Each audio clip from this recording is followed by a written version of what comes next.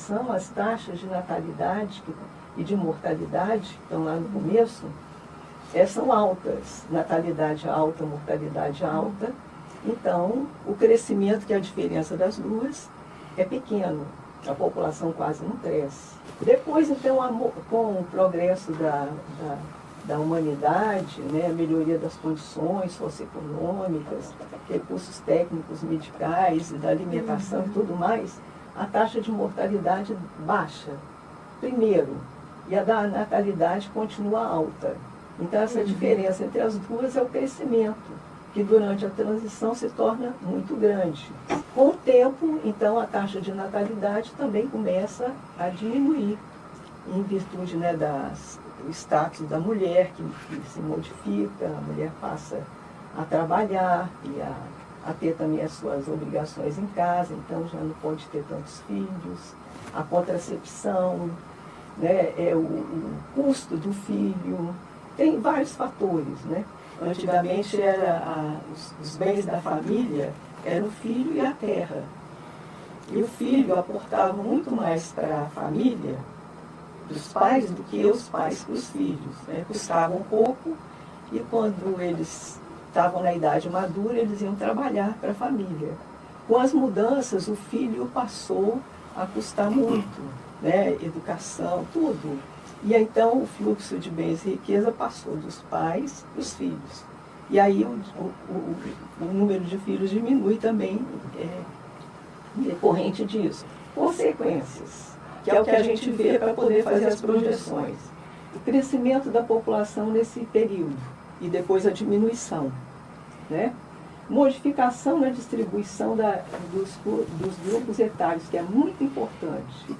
E decorrente disso, que a gente vai ver no outro slide, né, como mudam as repartições dos grupos etários na população, vai haver também uma modificação nas necessidades e demandas das populações escolar, ativa e idosa. Razão de dependência é um índice assim, econômico, né? Em que a gente divide a população dos teoricamente inativos, que são as crianças, né, e os idosos, pela população teoricamente ativa, que é a população de 15 até 59 anos. Então, o que a gente vê é que a gente está naquela fase em que a nossa razão de dependência é favorável. Nós temos mais ativos do que inativos. Tudo de demografia são dados, né? E nós só trabalhamos com dados primários. Então, todos os cálculos que você vê ali na agenda, nós fizemos. Nós não usamos nenhuma tabela, nada que... pronto, tudo nós calculamos. Então, todos os dados primários são os dados primários, a gente revisa. Nesse ponto aí, nós somos bastante criteriosos com análise de dados, tá? Eu só vou mostrar aqui, a parte do censo é importante, que o censo é a base do nosso trabalho. Claro. São os censos, os dados censitários. Os dados censitários para você fazer principalmente projeção. Então, isso aí, desse ano, por exemplo, no caso de... O censo de 2022, ele teve inúmeros problemas, todo mundo sabe disso. O de 91 teve, o de 91, pelo que eu vi, o 91 de 2000 foi um censo que teve 2% de erro. Esse foi muito mais. Em agosto agora desse ano, o IBGE divulgou que eles chamaram, fizeram uma pesquisa de pós-enumeração, que é feita, você vê no slide próximo, em vários países também. Eles fazem uma análise da cobertura para ver onde aconteceram erros no censo. E aí vocês vão ver, olha lá, a pesquisa é uma pesquisa realizada a partir de uma amostra de setores censitários, e ele deu um erro líquido no Brasil de 8,3%. E eles reajustaram. As maiores taxas de emissão, de omissão foram percebidas na faixa infantil, tá vendo, de crianças, e a população adulta de 20 a 24 anos. No recorte nacional, o Nordeste, Sul e Centro-Oeste ficaram abaixo da média nacional, e os maiores erros foram na região Sudeste. E uma coisa mais importante ali, no tamanho da população, quanto maior o município, maior a taxa de erro. Então, com esse ajuste, eles deram uma correção boa na população. Voltando agora ao global, a evolução demográfica total de Cariacica, tanto aqui está ali, tá vendo? Então, assim, a maior taxa de crescimento populacional de Cariacica foi de 60 para 70. Em algum ponto do tempo ali, Cariacica era o mais populoso da região metropolitana. Do Espírito Santo, na verdade. Sim. Aí tem em algum momento, vocês vão ir para frente também, a serra passa, né? E aí tem muito a ver com a economia. Essa aqui é a evolução da população total, isso é uma curva logística. Você vê, ó, aquele 353.491 é o censo de 22. Ó.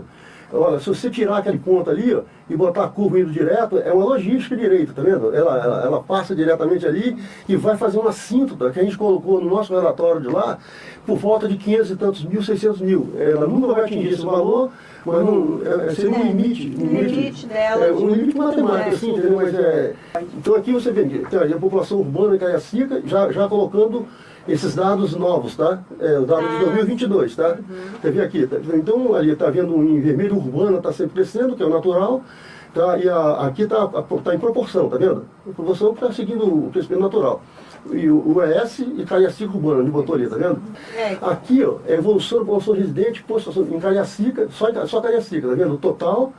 E aqui, ó, você mudou, foi ter de 60 para 70, 60 para 70, de 70 para 80. Então, no nosso 70, 80 tem aquele decréscimo. Então, a transformação econômica do Espírito Santo, especialmente 670, por causa da crise na cafeicultura, e está nos livros aí, tá? Isso é no livro de economia. Tá? Explica. Isso. Exatamente. Isso aí veio muita gente para cá, inclusive imigração italiana. Muita imigração italiana, como a Aurélia fala sempre, muita gente veio para as áreas rurais também. Em Cariacica, aquela ali que estava importante, concomitantemente pode ter ocorrido grande degradação das áreas rurais na vizinhança das áreas urbanas. Isso realmente ocorreu. E uma movimentação para as áreas mais urbanizadas. Em Cariacica e outros municípios do Espírito Santo. Pode ter ocorrido simplesmente uma reconfiguração do rural urbano. Que é o mais provável. Que é provável. Entendeu? Assim, então, olha lá, no final da década de 60, vários loteamentos foram aprovados em torno das BRs. 2002, com a inauguração do Porto do Barão, Cariacica começa a perder sua dinâmica de polo industrial, sendo atraídos grandes investimentos a serem implantados em Vitória de Terra. E isso aí teve muita invasão, muitos letamentos clandestinos, isso é real, vocês conversam com todos que participaram, e certamente houve grande degradação das áreas urbanas, que passaram a ser classificadas, as áreas rurais, que passaram a ser classificadas como urbanas também, entendeu? Ou simplesmente as pessoas foram para uma melhor, né? Foi muito desordenado. Primeiro, cada fecundidade, envelhecimento pela base. É o fator determinante do processo. Então, começa assim, né? A fecundidade cai, a base da pirâmide diminui proporcionalmente, então o topo proporcionalmente vai ficar maior. O aumento da duração da vida, que vai fazer o envelhecimento pelo tufo. Então, aí, o próprio pico, o ápice da pirâmide vai começar a engrossar, porque as pessoas estão vivendo mais. E também um outro fator que influencia o envelhecimento é a migração. Só que a migração ela é seletiva. Em geral, quem migra são as pessoas mais jovens. Para essa população, a migração ela traz muitas perspectivas de ganhos, né? Às vezes o custo da migração é grande, mas o jovem procura, com a migração, melhorar o seu futuro e de seus filhos. Então, ele tem, né, muitas motivações para migrar. Já os idosos, eles já têm muitas raízes, às vezes, né? Sim. Onde moram, né, costumes, a vizinhança, a família. Então, e a vida também, né, tem uma duração menor. Então, às vezes, o custo da migração fica maior do que o retorno. As regiões que recebem muita população, em geral, têm um rejuvenescimento da sua estrutura etária. Legal. Já aquelas que perdem população vão ter um processo de envelhecimento. Então, a transição migratória.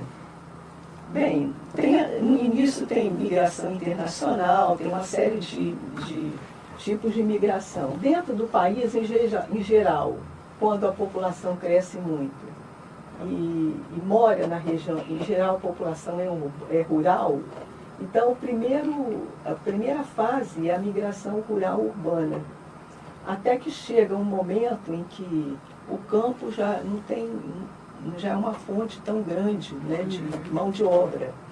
Então passam a predominar as migrações interurbanas e intraurbanas. é a fase que a gente está. E os deslocamentos. Então as pessoas se deslocam muito para trabalhar e para estudar. E outras formas de circulação. Tem pessoas que migram, que trabalham em vários lugares, tem gente que já trabalha à distância, então tem outras formas. Porque nós, na agenda, nós colocamos a evolução da população, os fatores, né, que condicionam essa evolução, para poder prever a população nas próximas décadas. Né? Nós somos parceiros de trabalho tem muitos anos, e nessa área de Agenda 21, nós trabalhamos na Agenda 21 de Serra, Cariacica e Vitória. Tá? E depois fizemos o ES 2030, o ES a Dinâmica Populacional, e trabalhamos no programa de resíduos sólidos também. Foi bem grande, foi para todos os municípios do Espírito Santo. Tá? Então, a gente tem essa experiência junto, e é muito fácil trabalhar com a Aurélia. É isso, né? Nós juntamos as competências, né? Fazia parte de demografia, também de demografia, estatística, e então a gente tem essa parceria que ele, né, colocou, não só na elaboração de agendas, mas também participação de defesas, né? Então é uma parceria assim, de longo tempo. Fizemos assim, pensando que ela fosse ser usada como um instrumento de planejamento. Né? Então, quando a gente fez as evoluções, as projeções, a gente apresentava isso em palestras, né? Às vezes, os organizadores das agendas, não só de Cariacica, das outras também, convidavam pessoas de fora para fazer palestras sobre temas de interesse da agenda, e a gente apresentava os trabalhos, discutia, às vezes tinha a população que participava. Então, geralmente os dados, né, populacionais, eles são mesmo subsídios para as diversas áreas. Isso. Então,